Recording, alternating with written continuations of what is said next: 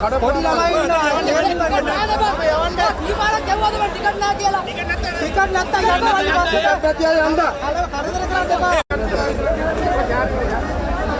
ඔබේ fitness goal එක කුමක් වුවත් ඔබ සමග හැම වෙලාවකම අයටෙක්ස් පන්දුවර 2020 ලෝක කුසලාන ක්‍රිකට් තරඟාවලියේ ශ්‍රී ලංකාව සහ ඕස්ට්‍රේලියාව අතර තරඟය පල්ලකැලේ ක්‍රීඩාංගණයේදී මේ වන විට ආරම්භ වෙ තිබෙනවා.